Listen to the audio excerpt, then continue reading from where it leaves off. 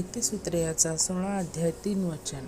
आपली सर्व कार्य परमेश्वरावर सोपव, म्हणजे तुझे बेत सिद्धीस जातील. यस, आमेन. जय ख्रिस्त सर्वांना. कशी आहे माझी यूट्यूब फॅमिली? मी आशा करते तुम्ही सर्वजण आशीर्वादित आणि सुरक्षित असाल येशू मसीहच्या नावाने. हो, किती अद्भुत वचन दिलेलं आहे परमेश्वराने आपल्याला आजच्या या सुंदरशा दिवसासाठी. की परमेश्वराचं वचन काय काय सांगत आहे की आपली सर्व कार्य परमेश्वरावर सोपव. हो, जे काही आपलं कार्य आहे, आपल्या दिवसाची सुरुवात आहे, आपण काहीही नवीन कार्याला सुरुवात करू, ते सर्व आपल्याला काय परमेश्वरावरती सोपवून द्यायचं आहे.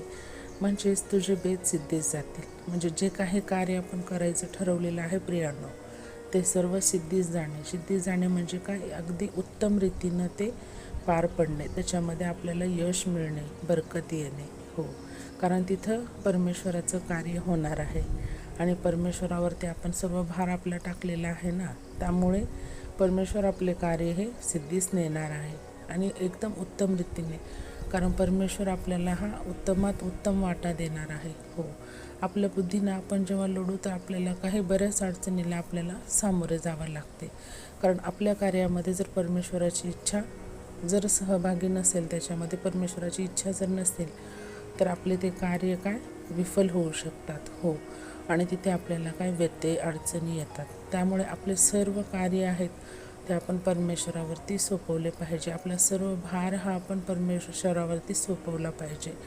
कारण परमेश्वराचं वचन एका ठिकाणी असंही सांगतं की दुःखी, कष्टी आणि भारक्रांत जन हो माझ्याकडे या, म्हणजे मी तुम्हाला विसावा देईन.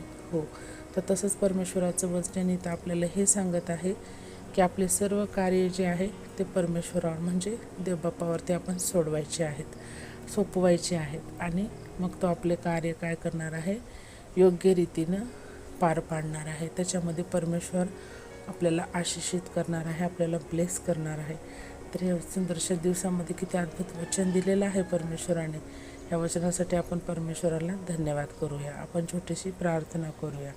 Hallelujah, hallelujah. धन्यवाद, धन्यवाद, धन्यवाद. आकाश पृथ्वीच्या निर्माण करते बाप्पा, तुझ्या नावाला कोटी कोटी धन्यवाद देते परमेश्वरा. ह्या सुंदरशा दिवसासाठी, ह्या वेळेसाठी तुला धन्यवाद देते माझ्या राजा.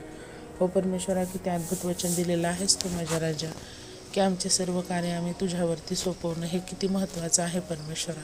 नाही आमच्या बुद्धीने, नाही आमच्या शक्तीनं आम्ही तिथे लढलं पाहिजे किंवा आम्ही उपयोग केला पाहिजे. तर पूर्ण भार आम्ही, पूर्ण आमचे कार्य हे तुझ्यावरती सोपवले पाहिजे. तर तू ते उत्तम रीतीने काय आमचे सर्व कार्य तू सिद्धीस नेणार आहेस, माझा विश्वास आहे परमेश्वरा. हो देव बाप्पा, आणि ह्या वचनासाठी तुला कोटी कोटी धन्यवाद करते माझ्या राजा. किती अद्भुत वचन दिलेलं आहेस परमेश्वरा.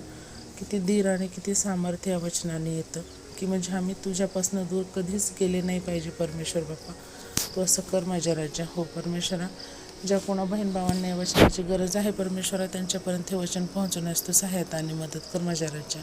त्यांच्या जीवनात हे वचन लागू होऊ दे माझ्या बाप्पा. त्यांनाही आशिषित होण्यास तू सहायता आणि मदत कर माझ्या बाप्पा. परत एक वारी बाप्पा, ह्या दिवसासाठी, ह्या जीवनासाठी आणि ह्या वचनासाठी तुला कोटी कोटी धन्यवाद करते. इथून पुढील वेळ काळ आम्हा सर्वांचं जीवन मी तुझ्या हाती सोपवते माझ्या राजा. ही छोटीशी विनंती धन्यता आणणाऱ्या प्रभू येशू ख्रिस्ताच्या प्रिय आणि गोड नावात केली म्हणा का पित्या. आमेन. जय ख्रिस्त सर्वांना. शालोम. प्रभू येशू मसीहची शांती तुम्हा आम्हा सर्वांसोबत युगानुयुग असो, प्रभू येशूच्या दुसऱ्या आगमनापर्यंत. तर भेटूया परत एका अशाच अद्भुत वचनासोबत. तोपर्यंत जय ख्रिस्त. शालोम. Thank you so much.